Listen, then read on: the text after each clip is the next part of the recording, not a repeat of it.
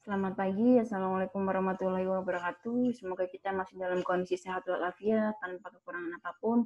Dan Alhamdulillah kita masih bisa melanjutkan pertemuan dari minggu lalu. Kalau minggu lalu kita sudah membahas tentang batas cemaran mikroba, hari ini kita akan membahas tentang efektivitas dari pengawet anti mikroba. Nah, sebelum kita membahas lebih lanjut tentang efektivitas pengawet anti mikroba, kita akan mencari tahu lebih dulu apa sih efektivitas atau pengawet antimikroba itu seperti apa. Syaratnya itu seperti apa, lalu kan kita cari tahu apakah produk kita memenuhi standar dari efektivitas pengawet atau tidak. Nah, yang pertama di sini dari namanya pengawet antimikroba. Jadi di sini kita akan menggunakan sebuah zat antimikroba yang digunakan untuk menekan pertumbuhan mikroba supaya produk sediaan farmasi kita bisa kita gunakan dalam jangka waktu yang cukup lama atau bisa kita gunakan secara berulang. Nah, pengawet antimikroba adalah zat antimikroba yang ditambahkan pada sediaan obat non-steril. Nah, di sini kita menemukan sebuah kata kunci yaitu obat non-steril. Artinya apa? Pada obat tersebut, ketika pertama kali produk tersebut jadi, produk tersebut bukan tanpa adanya cemaran dari mikroba, tetapi obat non-steril. Artinya, pada produk tersebut memang diizinkan ada cemaran mikrobanya selama tidak melebihi batas. Nah, untuk mempertahankan jumlah cemaran mikroba dari awal sampai akhir pemakaian, maka kita membutuhkan sebuah zat atau sebuah pengawet. Untuk sediaan non-steril untuk melindungi sediaan terhadap kontaminasi mikroba yang dapat masuk secara tidak sengaja selama atau setelah proses produksi. Jadi yang namanya kontaminan bisa saja terjadi ketika proses produksi, proses pengepakan, penyimpanan, atau bahkan ketika penggunaan. Pengawet digunakan terutama pada sediaan steril dosis ganda. Nah, selain pada sediaan non-steril, pengawet juga digunakan pada sediaan steril dosis ganda. Artinya apa? Di sini adalah sediaan-sediaan yang steril dan dia tidak habis dalam sekali pakai.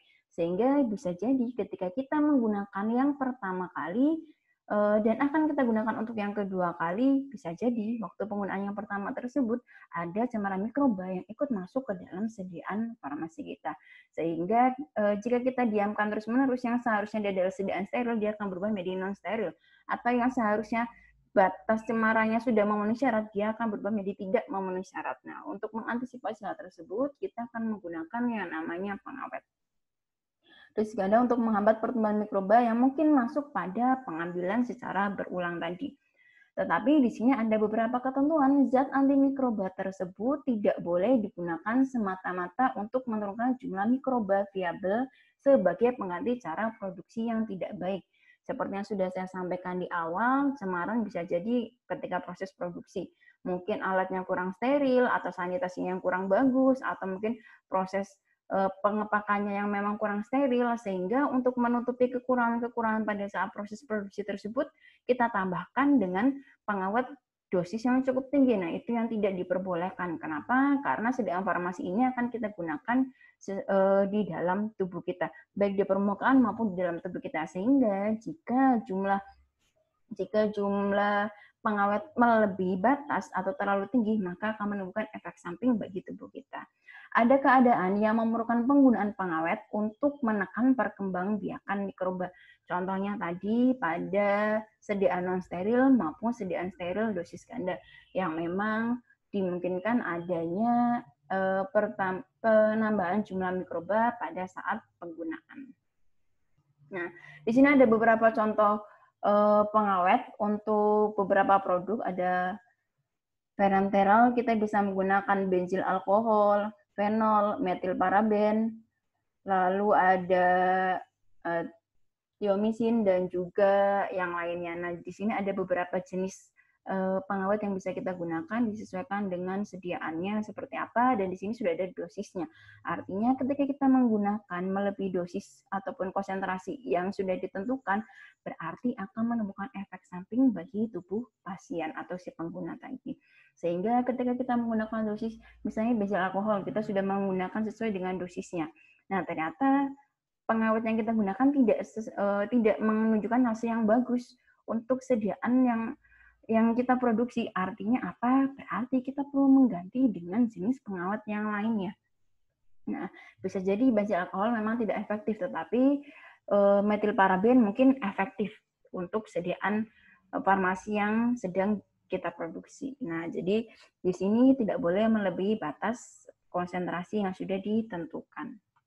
Nah, tujuan dari uji efektivitas pengawet adalah menunjukkan efektivitas pengawet antimikroba yang ditambahkan pada sediaan dosis ganda dengan dasar atau bahan pembawa air yang dicantumkan pada etiket. Nah, jadi di sini ada beberapa kriteria dari sampel atau sediaan farmasi. Kalau di sini dicontohkan ada produk parenteral, obat tetes telinga, tetes hidung, tetes mata, antasid, obat oral. Nah, di situ adalah produk-produk yang memang jumlah cemaran mikrobanya tidak boleh melebihi batas, artinya ada batasnya. Dan beberapa produk tersebut adalah produk sediaan farmasi steril, dosis ganda. Ada juga yang non-steril.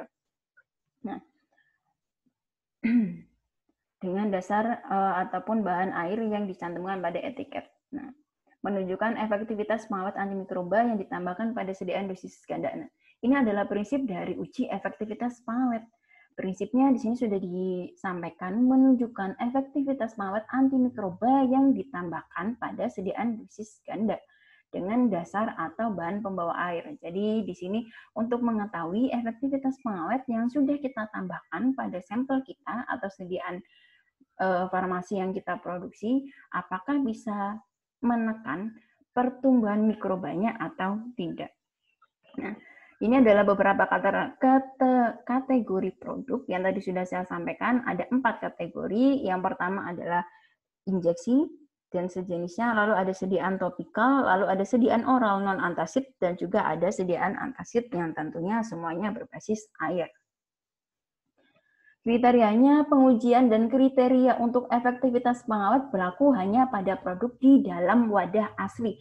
Artinya, ketika kita akan melakukan uji efektivitas pengawet, kita harus menggunakan produk ataupun sampel yang masih baru, bukan yang sudah digunakan.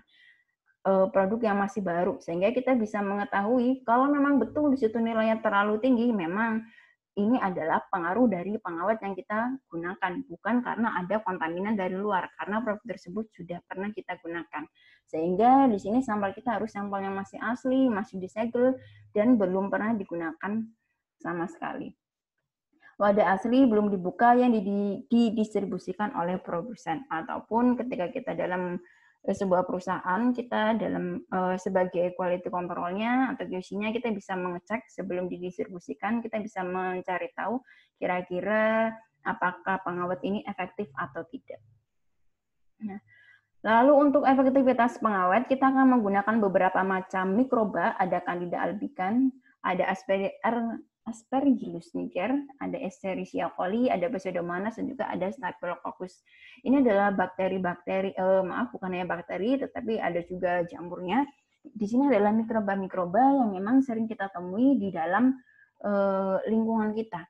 Nah, ini adalah mikroba-mikroba yang sering mencemari lingkungan kita, sehingga ketika produk kita ada cemarannya, bisa jadi salah satunya adalah Candida, Aspergillus, E. coli, Pseudomonas, maupun Staphylococcus. Karena memang banyak sekali kita temukan di lingkungan. Jadi di sini untuk uji efektivitas pengawet, kita menggunakan kelima macam mikroba tersebut. Pengujian mikroba untuk uji diambil 1 mili yang kurang lebih berisi 30-300 koloni. Kalau kemarin kita menggunakan aturan yang terbaru untuk di sini adalah standar dari ALT, nilai ALT, SPC, kita menggunakan 25-250.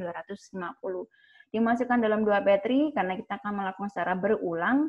Tambahkan 15-20 mili media SCDA bersuhu 45-50 derajat. Ini pembuatan medianya.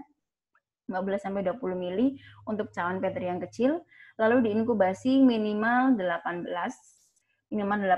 jam sampai 72 jam. Kemudian amati adanya pertumbuhan koloni, lalu tetapkan nilai CFU per mili. Ingat, CFU adalah colony forming unit. Jadi banyaknya unit koloni yang terbentuk setelah kita tanam pada SCDA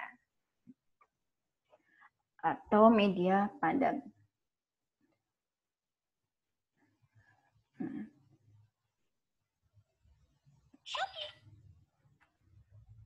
Lakukan uji recovery atau perolahan kembali untuk menjamin jumlah mikroba yang diinokulasikan ke dalam produk sampel. Lalu di sini untuk penentuan banyaknya bakteri yang akan kita gunakan. Nah, jadi tahapan awalnya adalah kita harus menentukan jumlah mikroba awal yang kita gunakan. Kalau dalam standar kita bisa menggunakan 10⁻5 sampai 10⁻6 per mili. Artinya kita siapkan 5 buah sampel karena kita akan menggunakan 5 mikroba tadi. Jadi kita siapkan 5 buah sampel yang masih baru, yang belum pernah digunakan sama sekali, dan segelnya juga belum terbuka. Lalu kita siapkan mikroba, kelima masa mikroba tadi yang sudah kita ketahui jumlahnya berapa. Jumlahnya kurang lebih adalah 10⁻5 sampai 10⁻6. Artinya apa? Mungkin kita memang tidak bisa mendapatkan nilai yang pas 10⁻5. Sehingga di sini kita buat rentang 10⁻5 sampai 10⁻6. Nah, lalu bagaimana cara menghitung atau cara mengetahui bahwa mikroba yang kita gunakan betul dia berisi 10⁻5 sampai 10⁻6 coloniform unit per mili ketika kita hitung menggunakan ALT. Nah, jadi di sini untuk mengetahui apakah betul 10⁻5 atau 10⁻6, caranya kita bisa menggunakan beberapa cara. Yang pertama, kita bisa menggunakan cara turbidimetri, menggunakan kekeruhannya, melihat kekeruhannya. Jadi kita bisa menggunakan spektro dengan standar, bisa menggunakan standar Macfarlane 0,5 ataupun standar yang lainnya. Atau untuk mengkonfirmasi setelah kita menggunakan nilai dari spektro, kita bisa menanam dari sampel kita ini, lalu kita tanam pada media padat, lalu kita tentukan nilai ALT-nya, baru kita tahu apakah nilai ALT tersebut masuk dalam standar ini atau tidak. Setelah berhasil kita hitung, ketika akan kita gunakan, maka kita simpan pada suhu rendah, pada nitrogen cair ataupun suhu yang rendah, dan kita tambahkan dengan gliserol supaya tidak pertumbuhannya tidak terlalu tinggi dan jumlahnya tidak jauh berbeda dari nilai ini. Nah, jadi untuk menentukan nilai ini kita bisa melihat dari kekeruhannya, kita bandingkan dengan standar atau kita hitung nilai ALT-nya. Setelah kita ketahui, baru kita masukkan ke dalam masing-masing sampel kita. Jumlahnya berapa? Jadi suspensi bakteri di sini kalau tadi kita tanam pada media padat, karena akan kita masukkan ke dalam sampel kita yang berupa cairan, maka suspensi bakterinya pun akan kita ubah atau akan kita buat dalam bentuk cairan. Nah, suspensi bakteri yang sudah kita buat, kita masukkan ke dalam sampel kurang lebih 0,5 sampai 1% dari volume sampel. Kita tambahkan dengan suspensi bakteri yang sudah kita ketahui per milinya dia terdapat 10⁻5 sampai 10⁻6. Nah, jadi sedikit tambahan untuk menentukan nilai ini ketika tadi kita menggunakan nilai ALT, ketika kita menggunakan nilai ALT, kita tidak bisa mengambil 1 mili sampel lalu kita tanam pada sebuah celana Petri dan kita dapatkan nilai 10⁻5. Kenapa? Karena 10⁻5 nilainya cukup tinggi, bahkan sangat tinggi, yaitu 100.000. Karena di sini dalam penentuan nilai ALT kita sudah menggunakan sebuah standarnya yaitu 25 sampai 250. Ketika di sini kita ambil 1 mili lalu kita tanam, ternyata hasilnya 10⁻5. Ternyata hasil yang diharapkan adalah 10⁻5, itu sangat tinggi, artinya terlalu banyak untuk dihitung. Berarti untuk mengetahui apakah nilainya betul dalam rentang ini, kita harus menggunakan yang namanya pengenceran. Kalau memang kira-kira suspensi bakteri yang kita harapkan adalah 10⁻5, berarti kita encerkan 10⁻5 beberapa kali pengenceran sampai nilainya kurang lebih adalah 250 koloni forming unit per mili. Nah, jumlah mikroba yang sudah kita masukkan ke masing-masing sampel, tetapkan jumlah mikroba viabel dengan setiap suspensi inokula, hitung angka awal, sediaan dengan metode lempeng. Lalu kita inkubasi pada suhu 20 sampai 25 untuk jamur, untuk bakteri kita inkubasi pada suhu 35 sampai 37 derajat Celcius, 35 sampai 37 derajat Celcius. Lalu akan kita amati pada hari ke-7, 14, 21 dan juga 28. Nah, artinya apa? Setiap hari ke-7 kita ambil 1 mili. Ingat 1 mili di dalam sampel kita mengandung 10⁻5 sampai 10⁻6. Artinya perlu kita encerkan. Jadi setiap hari ke-7 kita membuat sebuah seri pengenceran. Setelah kita buat seri pengenceran, kita tanam pada media padat. Setelah kita tanam pada media padat, kita hitung nilai ALT-nya. Setelah dihitung nilai ALT-nya, lalu kita amati pada hari ke-14, kita lakukan hal yang sama. Kita ambil 1 mili, kita tentukan nilai ALT-nya.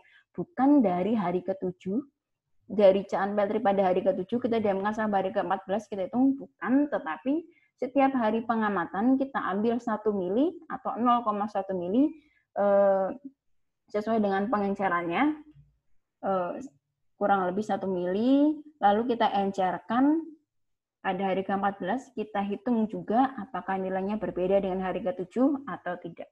Kalau berbeda, apakah naik atau turun. Nah, setelah kita dapatkan nilainya, baru kita masukkan ke dalam penafsiran hasil atau analisis hasilnya. Suatu pengawet dinyatakan efektif apabila jumlah bakteri viabel pada hari ke-14 berkurang hingga tidak lebih dari 0,1% dari jumlah awal. Artinya pengurangan jumlah bakterinya tidak boleh lebih dari 0,1%, karena jika lebih berarti dosis pengawet kita mungkin terlalu tinggi dan seharusnya kita membuat formula baru untuk menentukan pengawet yang jauh lebih efektif.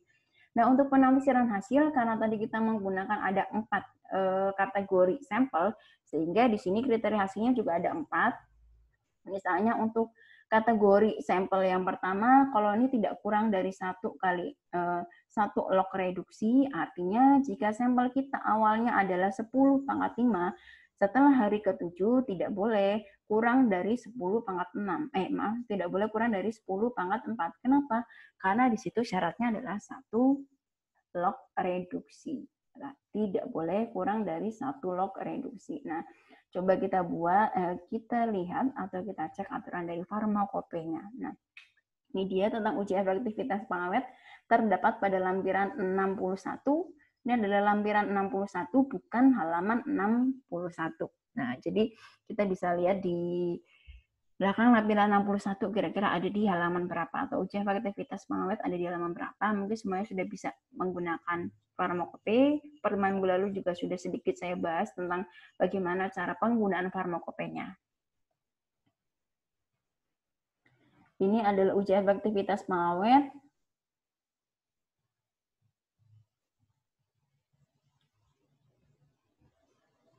Nah, ketentuan umum, semua bahan antimikroba yang digunakan pada dasarnya toksik. Jadi ini dia, semua bahan antimikroba yang digunakan pada dasarnya toksik, bersifat toksik. Untuk melindungi konsumen secara maksimum, kadar pengawet yang efektif dalam kemasan akhir produk hendaknya di bawah tingkat toksik bagi manusia.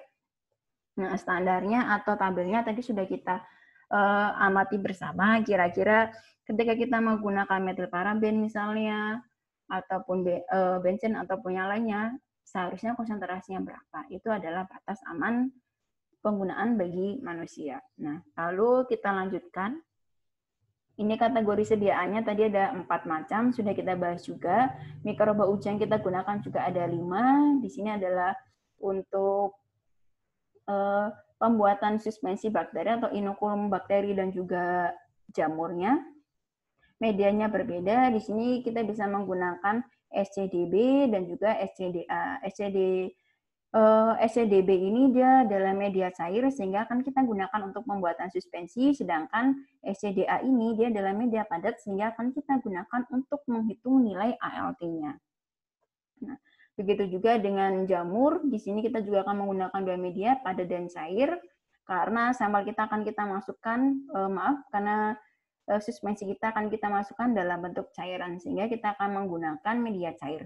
Sedangkan media padat ini akan kita gunakan untuk menentukan nilai ALT-nya. Lalu setelah kita mengetahui jumlah bakterinya, barulah kita masukkan ke dalam sampel. Nah, ini dia. Volume suspensi inokula yang digunakan antara 0,5% dan 1%. Jadi antara 0,5 dan 1%. Bisa 0,6, 0,7, yang jelas antara 0,5 sampai 1% dari volume sediaan. Karena injeksi terkadang juga cukup banyak, volumenya berbeda-beda, sehingga tidak bisa kita tentukan bahwa untuk sampel ini volumenya adalah 1 mili, semua sampel harus 1 mili, tidak. Tetapi kita menggunakan aturan volumenya adalah 0,5 sampai 1% dari total volume sediaan. Nah, kadar mikroba uji yang ditambahkan pada sediaan kategori 1, 2, dan 3 seperti halnya kadar akhir sediaan uji setelah diinokulasikan, yaitu antara 10 pangkat 5 dan 10 pangkat 6. Sama seperti yang sudah kita bahas. Di sini untuk kategori yang keempat sedikit berbeda karena dia adalah antacid, jadi mungkin pH-nya juga berbeda dengan sediaan-sediaan yang lain. Sehingga di sini kadar akhir sediaan uji setelah diinokulasikan antara 10 pangkat 3 dan 10 pangkat 4.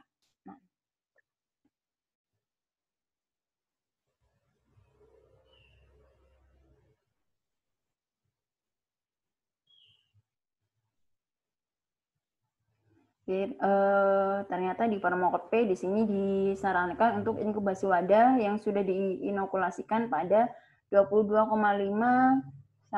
plus minus 2,5. Jadi wadahnya tersebut diinkubasi pada suhu 22,5 plus minus 2,5 derajat Celcius.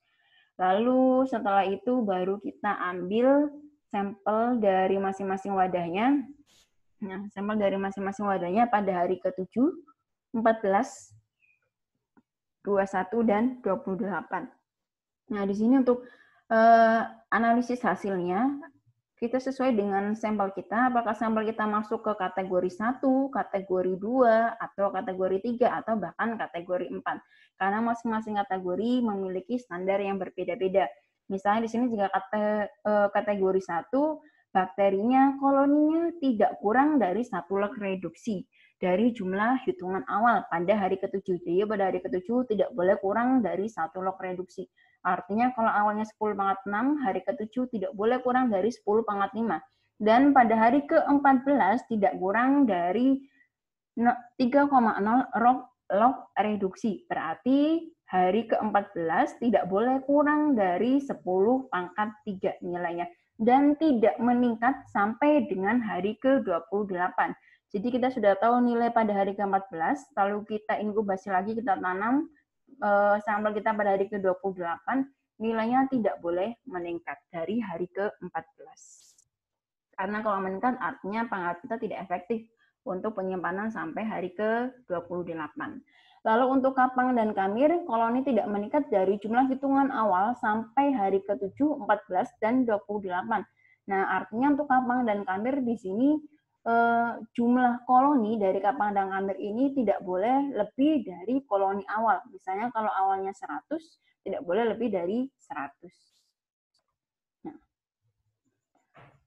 untuk sediaan kategori 2, koloni tidak kurang dari 2 log reduksi pada log reduksi dari jumlah awal pada hari ke-14 dan tidak meningkat dari hari ke-14 sampai hari ke-28. Nah, itu dia kriterianya atau analisis datanya. Jadi di sini ada beberapa kemungkinan.